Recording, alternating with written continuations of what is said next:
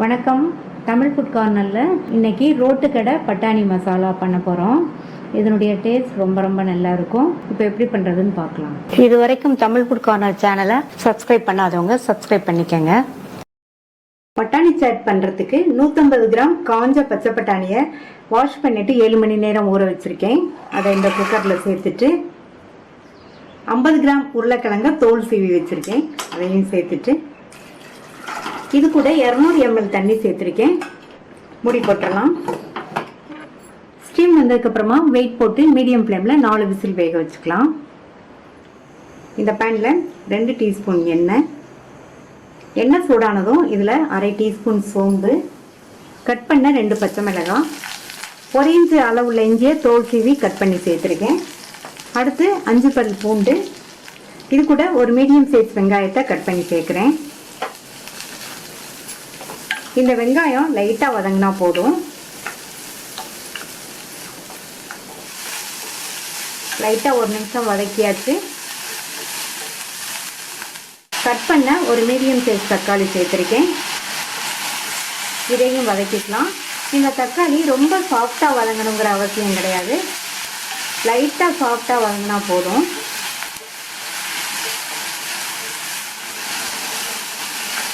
தக்காளியும் 1 நிமிஷம் போல் வதங்கிடுச்சு. இது கூட ஒரு கைப்பிடி அளவு ஃப்ரெஷ்ஷான புதினா இலைகளையும் ஒரு கைப்பிடி அளவு கொத்தமல்லி இலைகளையும் சேர்த்து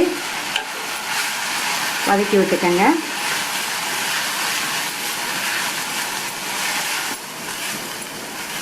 இப்போ சேர்த்த புதினா இலைகள் கொத்தமல்லி இலைகள் ரெண்டுமே ஓரளவு வதங்கியிருக்கு. அதாவது இதை ஒரு அரை நிமிஷம் போல் வதக்கிக்கங்க போதும். இதை இறக்கி வச்சு ஆறுனதுக்கு அப்புறமா மிக்ஸி ஜாரில் சேர்த்துக்கலாம். இதில் தண்ணி சேர்த்து நல்லா நைஸ் விழுதாக அரைச்சிக்கலாம். 4 விசில் வந்துடுச்சு. பட்டாணியும் நல்லா சாஃப்டாக வெந்திருக்கு, உருளைக்கிழங்குமே நல்லா சாஃப்டாக வெந்திருக்கு. இப்போ இந்த உருளைக்கிழங்கை மசிச்சுக்கலாம். ரொம்ப மையாக மசிச்சிடாதீங்க, 1-2 மசிகிற மாதிரி மசிச்சுக்கலாம். நான் வந்து கரண்டியோட பேக் சைடை வச்சு மசிக்கிறேன். நீங்கள் மேஷர் இருந்தால் மேஷர் வச்சு மசிச்சுக்கலாம். நல்லா கலந்து விட்டாச்சு. அடுத்து இது கூட நம்ம அரைச்ச அந்த மசாலா பேஸ்ட்டை சேர்த்துக்கலாம். மிக்ஸி ஜாரை கழுவி அரை கப் தண்ணி சேர்த்துருக்கேன். இது கூட அரை டீஸ்பூன் சாட் மசாலா, அரை டீஸ்பூன் கரம் மசாலா, அரை டீஸ்பூன் சீரகத்தூள், 1/4 டீஸ்பூன் ஆம்ச்சூர் பவுடர் சேர்க்குறேன். ஆம்ச்சூர் பவுடர் இல்லைன்னா நீங்கள் வந்து கொஞ்சமாக லெமன் ஜூஸ் சேர்த்துக்கலாம். இதுக்கு தேவையான அளவு உப்பு, சாட் மசாலாலையும் உப்பு இருக்கும். நான் வந்து இதில் 3/4 டீஸ்பூன் உப்பு சேர்க்குறேன். நீங்கள் வந்து உங்களுடைய தேவைக்கு தகுந்தபடி சேர்த்துக்கங்க. இப்போ எல்லாம் ஒன்றா மிக்ஸ் ஆகிற மாதிரி நல்லா கலந்து கொடுத்துடலாம். மறுபடியும் ஸ்டவ் ஆன் பண்ணிடுறேன். எல்லாம் நல்லா ஒன்றா மிக்ஸ் ஆகிற மாதிரி கலந்து விட்டாச்சு. இது கொஞ்சம் திக்காக இருக்குது. இதில் கொஞ்சம் தண்ணி சேர்த்துக்கலாம். 1/4 டம்ளர் தண்ணி சேர்க்குறேன். உப்பு செக் பண்ணி பார்த்துட்டு சேர்த்துக்கங்க. இது நல்லா கொதிச்சு வரட்டும்.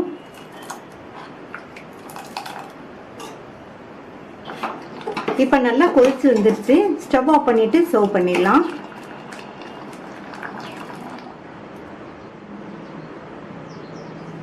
இதில் பொடியாக கட் பண்ண வெங்காயம், அப்புறமா பொடியாக கட் பண்ண தக்காளி, கொத்தமல்லி இலைகள் பொடியாக கட் பண்ணி சேர்த்துட்டு மேலே ஓமப்பொடி தூவிக்கலாம். நல்லாயிருக்கும். இதில் வறுத்த வேர்க்கடலையும் கொஞ்சம் சேர்த்து சாப்பிட்டா டேஸ்ட் சூப்பராக இருக்கும். சூப்பரான டேஸ்ட்டில் நல்ல வாசனையாக பட்டாணி சாட் ரெடி ஆயிடுச்சு. குழந்தைங்கள்லேருந்து பெரியவங்க வரைக்கும் இதை ரொம்ப விரும்பி சாப்பிடுவாங்க. நீங்களும் இதே மெத்தடில் ட்ரை பண்ணி பாருங்கள். ரொம்ப அருமையாக இருக்கும். ட்ரை பண்ணி பார்த்துட்டு உங்கள் கமெண்ட்ஸை சொல்லுங்கள். தேங்க்யூ.